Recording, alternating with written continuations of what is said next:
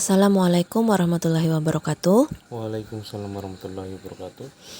Terima kasih kepada Bapak telah memberikan waktunya kepada saya sore ini untuk melakukan wawancara dengan Bapak terkait pengambilan keputusan pada dilema etika maupun bujukan moral.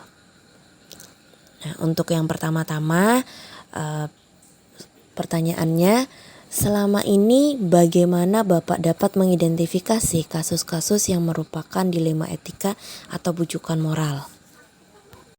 Ya, terima kasih. Begini Bu Rikma, dalam mengidentifikasi kasus-kasus yang merupakan dilema etika adalah bila masalah yang muncul itu berkaitan dengan kepentingan yang sama-sama benar gitu kalau kita lihat ya.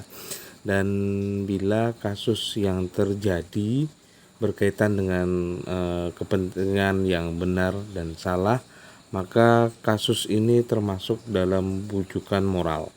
Nah, untuk itu kasus yang sama-sama benar akan memunculkan dilema dalam pengambilan keputusan gitu.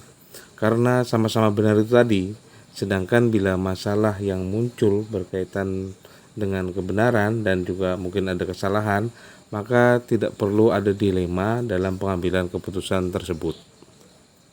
Pak, untuk pertanyaan yang kedua, selama ini bagaimana Bapak menjalankan pengambilan keputusan di sekolah Anda, terutama untuk kasus-kasus di mana ada dua kepentingan yang sama-sama benar atau sama-sama mengandung nilai kebajikan Bapak?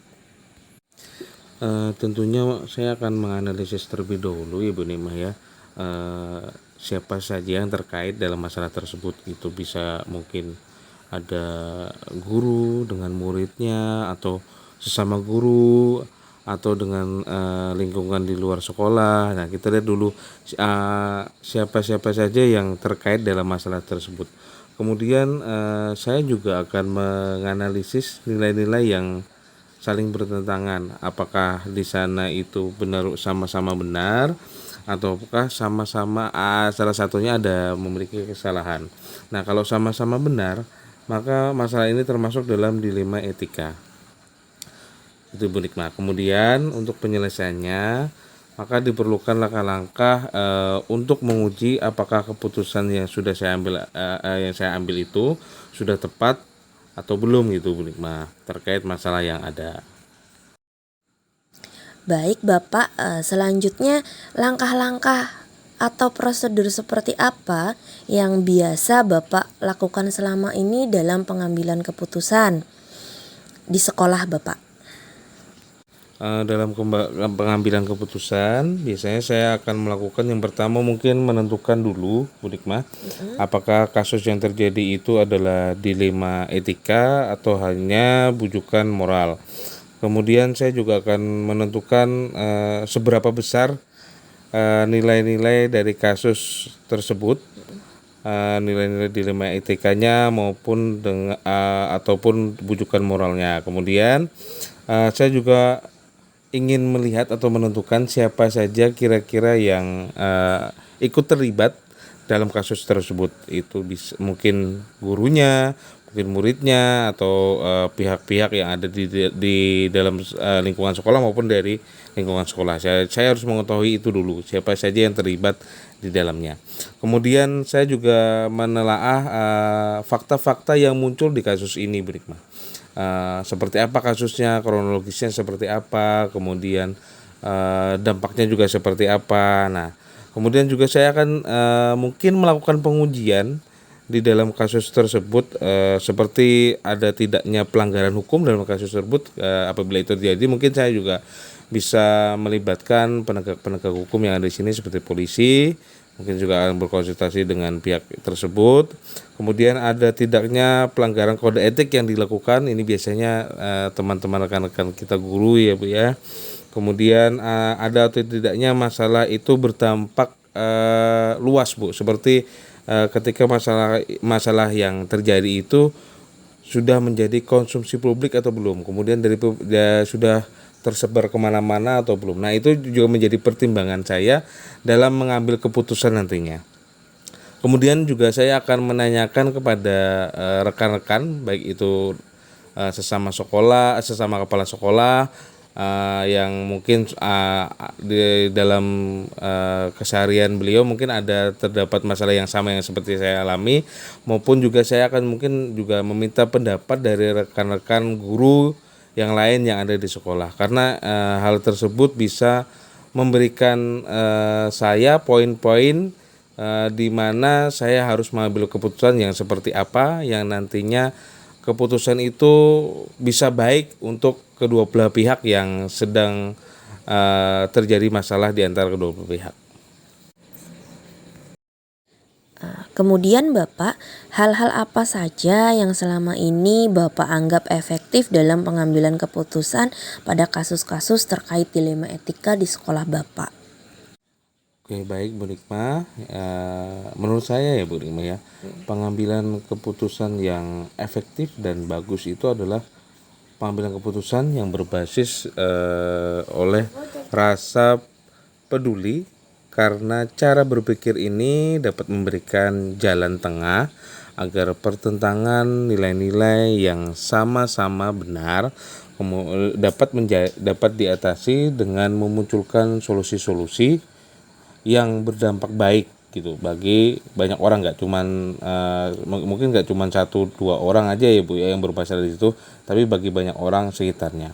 Yang terpenting dalam pengambilan keputusan tersebut adalah hasilnya harus berdampak baik bagi banyak orang. Nah, itu tadi poinnya adalah berdampak baik bagi banyak orang, berpihak pada murid, kemudian serta menjunjung tinggi nilai-nilai kebaikan yang kita semua yakini. Mungkin begitu Ibu Nikmah. Oke, baik Bapak. Jadi menurut Bapak pengambilan keputusan yang efektif itu harus berdampak baik bagi banyak orang, kemudian berpihak pada murid dan tentunya menjunjung nilai-nilai kebajikan Bapak ya. Kemudian Bapak, pertanyaan selanjutnya, hal-hal apa saja yang selama ini merupakan tantangan dalam pengambilan keputusan pada kasus-kasus dilema etika yang pernah Bapak alami di sekolah? Oke, terima kasih Bu Nikma. Tentu saja ada ya tantangan ya dalam pengambilan keputusan, apalagi seperti kasus dilema etika itu kan kita melihat bahwa kedua belah pihak itu kan sama-sama benar. Nah, di situ kadang muncul keraguan dalam diri saya Bu Nikma. Apakah keputusan yang sudah saya ambil itu apakah sudah tepat atau belum? Nah, kemudian yang kedua Bu Nikma, tantangan yang sering muncul adalah apakah keputusan kita itu bisa memuaskan kedua belah pihak yang bermasalah itu. Karena kan mereka itu sama-sama benar. Kemudian keputusan kita tuh apakah itu sudah tepat, apakah sudah benar, kemudian apakah keputusan kita itu bisa diterima oleh kedua belah pihak gitu loh. Yang saya inginkan keputusan yang telah saya ambil itu, yang saya inginkan adalah kedua belah pihak bisa menerima keputusan tersebut gitu loh. Jangan cuma satu orang saja gitu kan ya yang merasa diuntungkan, kemudian yang lain merasa dirugikan. Nah, itu saya tidak ingin. Nah, di situ timbul tantangan bagi saya tentang pengambilan keputusan tersebut, apakah itu sudah benar, apakah itu sudah tepat bagi kedua belah pihak atau belum. Nah, disitulah tantangan-tantangan tersebut muncul Bu Nikmah. Baik Bapak, jadi itu tadi adalah tantangan yang Bapak alami ketika mengambil keputusan dilema etika ya Bapak ya. Baik, untuk pertanyaan selanjutnya, apakah ada Bapak memiliki sebuah jadwal tertentu dalam sebuah penyelesaian kasus dilema etika? Apakah Bapak langsung menyelesaikan masalah tersebut di tempat atau memiliki sebuah jadwal untuk menyelesaikannya Bapak? Terus kemudian bentuk atau prosedur yang seperti apa yang Bapak jalankan dalam pengambilan keputusan? Oh iya Bu Nikmah ya. Mungkin kalau jadwal itu sebenarnya nggak ada ya Bu Nikmah ya, karena kan kita nggak tahu juga kan gitu masalah itu datang kapan atau seperti apa masalahnya, kita nggak pernah tahu gitu.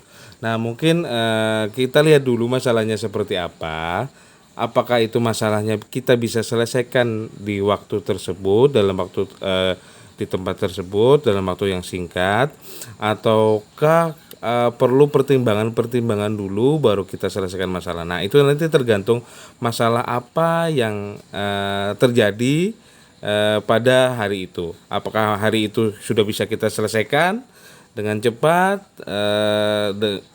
ataukah perlu banyak pertimbangan yang harus kita pikirkan dulu dalam menentukan nanti keputusan apa yang harus kita ambil mengenai masalah tersebut. Tentunya seperti itu Bu Nikmah.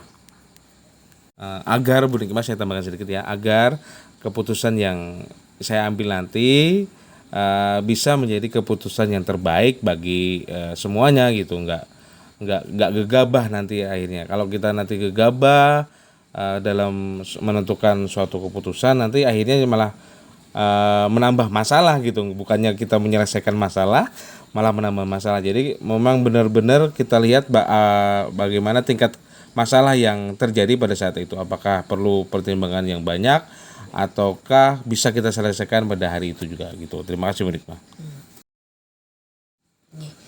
Baik Bapak ya, jadi untuk menyelesaikan sebuah masalah itu tergantung dari tingkat masalahnya. Baik Bapak, untuk pertanyaan 2 terakhir Bapak ya, adakah seseorang atau faktor-faktor apa yang selama ini mempermudah atau membantu Bapak dalam pengambilan keputusan terkait kasus-kasus dilema etika Bapak? Oke baik Bu Nikmah, untuk faktor-faktor yang mempermudah saya ataupun membantu saya dalam pengambilan keputusan, yaitu yang pertama mungkin pengalaman diri saya sendiri ya Bu Nikmah ya. Dari pengalaman diri saya sendiri selama menjabat kepala sekolah, mungkin ada beberapa masalah yang sudah saya tangani. Nah dari pengalaman tersebut bisa saya ambil pelajaran mengenai pengambilan keputusan selanjutnya apabila terdapat masalah-masalah tersebut muncul kembali. Nah itu sudah jadi pelajaran bagi saya. Kemudian dari faktor-faktor lain mungkin saya juga bisa mendapatkan saran maupun masukan bisa dari dewan guru maupun dari orang tua murid ataupun dari pengawas sekolah yang bisa saya mintai saran dan pendapat beliau-beliau mengenai permasalahan yang sedang saya hadapi. Nah dari situ akan ada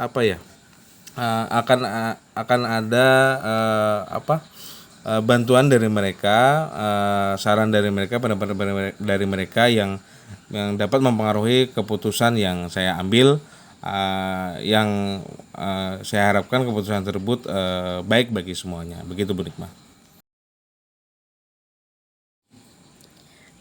Dari semua hal yang telah disampaikan, pembelajaran apa yang Bapak dapat atau Bapak petik dari pengalaman Bapak dalam pengambilan keputusan dilema etika Bapak? Ya oke, baik Bu Nikmah. Tentunya banyak pelajaran yang bisa saya ambil, bisa saya dapat dari keputusan-keputusan yang telah saya buat ya Bu Nikmah. Tentunya keputusan-keputusan, terutama keputusan-keputusan yang hasil sesuai dengan keinginan kita akhirnya gitu. Jadi kita setelah pengambilan tersebut kita tahu bahwa keputusan itu tidak tepat gitu Bu Nikmah. Nah dari situ dapat saya petik pembelajaran bahwa pengambilan keputusan itu tidak bisa semerta-merta langsung jadi gitu Bu Nikmah. Ada beberapa faktor yang harus kita perhatikan, terutama fakta-fakta yang muncul dalam kasus tersebut. Itu menjadi menjadi faktor utama yang harus kita benar-benar kita lihat apakah itu nanti berpengaruh tidak dengan keputusan kita. Nah seperti itu Bu Nikmah. Nah dari pembelajaran itu bisa kita ambil bahwa pengambilan keputusan itu tidak mudah, kemudian kita harus benar-benar melihat permasalahannya yang seperti apa, kemudian kita harus juga banyak-banyak minta saran, minta pendapat dari orang lain agar nantinya keputusan yang kita ambil itu bisa diterima oleh banyak orang, oleh banyak pihak yang terkait dengan masalah ini, gitu Bu Nikmah. Ya, terima kasih Bapak atas wawancara kita hari ini. Oke, sama-sama Bu Nikmah. Ini sepertinya saya cukupkan saja Bapak ya Iya, wawancaranya. siap. Terima kasih atas waktunya dan kesempatannya. Iya Bu Nikmah. Akhirul salam. Wassalamualaikum warahmatullahi wabarakatuh. Waalaikumsalam warahmatullahi wabarakatuh. Assalamualaikum warahmatullahi wabarakatuh. Waalaikumsalam. Selamat pagi Bu Huda. Terima kasih sudah memberikan waktu pada saya untuk melakukan wawancara hari ini terkait pengambilan keputusan sebagai kepala sekolah. Nah, pada pertanyaan yang pertama nih Bu Huda, selama ini bagaimana Anda dapat mengidentifikasi kasus-kasus yang merupakan dilema etika ataupun rujukan moral? Pertama ini tentang dilema etika dan rujukan moral ya. Jadi memang kasus-kasus yang seperti berkaitan dengan salah atau benar, kemudian yang berkaitan dengan kemaslahatan orang banyak gitu ya, seperti itu. Untuk mengidentifikasi, tadi pertanyaannya identifikasi ya, mengidentifikasi kasus-kasus tersebut ya, kita akan melihat bahwa ya memang kasus itu apakah memang harus ada kebijakan kepala sekolah untuk mengambil keputusan yang nantinya akan meng-cover kepentingan orang banyak gitu. Seperti itu Ibu lagi. Jadi apapun kasusnya, cara yang mengidentifikasi adalah bagaimana kita bisa mengambil keputusan agar bisa berdampak bagi banyak orang. Oke. Pertanyaan yang kedua Ibu Ida, bagaimana Anda selama ini menjalankan pengambilan keputusan di sekolah Ibu, terutama untuk kasus-kasus di mana ada dua kepentingan yang sama-sama berkaitan atau sama-sama benar dan sama-sama mengandung nilai kebajikan Ibu. Misalnya apa ya, kalau misalkan di sekolah saya itu misalkan saya mau menjalankan programnya, misalkan programnya ini program apa misalnya yang berkaitan dengan hal-hal religius misalkan, apakah harus melaksanakan acara seperti Maulid Rasul gitu, atau misalkan lebih ke yang kalau yang Maulid Rasul ini kan momentum ya, atau yang berkaitan dengan kegiatan yang kontinu gitu, misalkan tahfiz kan sekolah gitu ya. Jadi ini kan sama-sama baik nih. Nah, yang mana yang harus saya dahulukan gitu kan? Nah, itu banyak faktor yang akan saya analisis yang mana nih yang lebih berdampak lebih besar gitu ya, atau misalkan yang mana nih yang pembiayaannya lebih ringan gitu ya. Jadi ada hal-hal yang harus saya analisis untuk mengambil keputusan. Jadi ditentukan dulu nih mana Bu yang prioritas, mana yang gitu ya.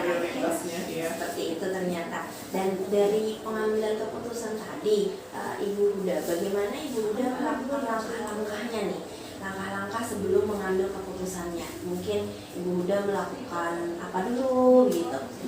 Jadi seperti yang saya katakan tadi, itu yang pertama adalah analisis. Jadi kita menganalisis kasus-kasus yang ada di depan kita, yang mana yang akan berdampak lebih banyak, yang mana yang lebih ringan untuk dilaksanakan, yang mana yang yaitu analisis ya. Kemudian yang kedua mungkin kita akan menentukan nilai mana nih yang lebih kan, nilai value-nya ya.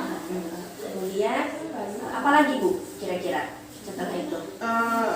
Ya biasanya kalau kita dalam sebuah kebijakan kan pasti setelah kita memutuskan kita akan mengambil ini nih gitu ya. Nah, akhirnya kita harus bersosialisasi juga, mensosialisasikannya kepada guru-guru yang akan melaksanakan, karena di sini kan program-program kepala sekolah itu kalau nggak ada guru ya, ya cuma tinggal nama program doang kan gitu. Yang mengerjakan semuanya Bu ya. Iya, yang mengerjakan ini kan yang eksekutornya Betul. adalah guru-guru gitu. Jadi mensosialisasikannya kepada guru-guru, kemudian juga kepada masyarakat penting sekali karena sasaran kita adalah siswa gitu. Betul. Dan jika orang tua tidak menyambut baik program yang kita rencanakan kan ya sia-sia juga gitu. Kira-kira selama ini Bu dalam pengambilan keputusan, apakah selalu berjalan mulus atau ada halangannya nih Bu? Ya, jadi pasti ada ya, pasti ada rintangan, pasti ada halangan. Ya, apalagi saya sebagai kepala sekolah hidup gitu, baru ya. Jadi masih banyak yang yang perlu saya pertimbangkan gitu kan. Kemudian ketika sudah turun ke lapangan, ternyata nggak semudah yang kita bayangkan gitu kan. Ada rintangan-rintangan seperti itu pasti. Oke. Pertanyaan selanjutnya Bu ya, hal-hal apa saja nih yang selama ini Ibu anggap efektif nih dalam membantu Ibu mengambil keputusan untuk kasus-kasus yang terjadi di sekolah? Apakah itu terkait dengan dilema etika ataupun rujukan moral? Jadi kalau Yang efektif nih, Yang efektif ya. yang efektif membantu Ibu dalam pengambilan keputusan. Sebenarnya yang menjadi hal efektif itu kalau kita mengangkat isu-isu yang hangat di dalam masyarakat itu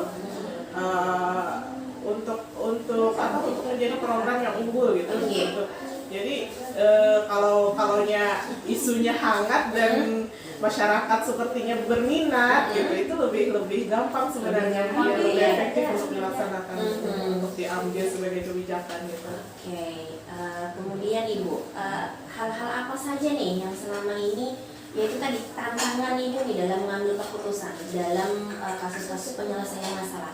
Mungkin di sekolah Ibu ada pernah terjadi mungkin guru itu galau mungkin dalam menangani murid gitu ya. Bagaimana nih, terus minta saran ke Ibu bagaimana pengambilan keputusan yang baik supaya berdampak baik buat murid, juga berdampak baik bagi guru tersebut serta sekolah. Nah, apa nih yang menjadi tantangan Ibu dalam memutuskan keputusan itu? Jadi kalau ini berkaitan dengan ada permasalahan di dalam kelas yang dirasakan oleh guru gitu kan. Saya sih lebih banyak ya bercermin dari pengalaman sebelum menjadi kepala sekolah, menjadi guru juga. Itu sedikit banyak menjadi sebuah catatan ya buat guru tersebut. Kemudian kita juga harus menggali apalagi kita dengan kurikulum merdeka ini kan hal yang baru gitu, yang masih gagap, masih meraba-raba seperti itu.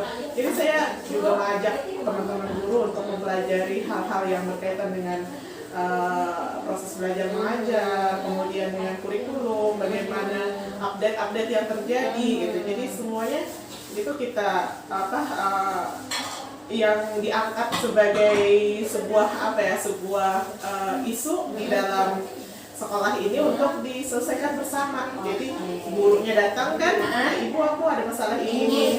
Jadi setelah berdiskusi berdua, akhirnya biasanya itu diangkat jadi isu utama untuk malam bulanan atau kajian ini ya di sekolah gitu. Jadi bukan hanya saya yang memberikan solusi, tapi bersama. Semakin banyak kepala kan semakin banyak jalan keluar gitu. Jadi Ibu tidak langsung mengambil keputusannya sendiri, tapi juga berdiskusi sama orang lain agar pengambilan keputusan ini bisa berdampak bagus Bu ya. Bagus sekali Ibu. Kemudian Ibu, apa nih kalau misalnya dalam proses yang menjadi kepala sekolah ternyata ada masalah, ini kan masalah itu tidak selalu datang secara tiba-tiba, maksudnya tidak terjadwal ya. Misalnya hari Senin nanti dapat masalah, hari Selasa belum tentu ada. Nah, masalah itu kan datang itu tidak kehendak hati gitu. Dia bisa datang kapanpun saja dan bisa menimpa siapapun. Bisa guru, bisa murid, ataupun orang tua murid yang datang marah-marah mungkin karena sesuatu hal. Nah, kira-kira nih bagaimana Ibu menyelesaikan masalah itu? Andai masalah itu datang tanpa kita inginkan, tanpa direncanakan, terus masalahnya datang, apakah Ibu langsung menyelesaikan masalah di tempat pada saat itu juga, atau Ibu akan tunggu dulu deh sehari 2 hari memikirkan baru mengambil keputusan itu? Jadi kalau biasanya ada masalah-masalah yang datang itu tiba-tiba gitu ya, tiba-tiba seperti yang Ibu tadi katakan, tiba-tiba ada orang tua murid marah dengan dia gitu. Ya, jadi ada beberapa hal yang sebenarnya harus diselesaikan di tempat gitu kan. Ya, jadi ada beberapa juga masalah yang harus diendapkan dulu gitu.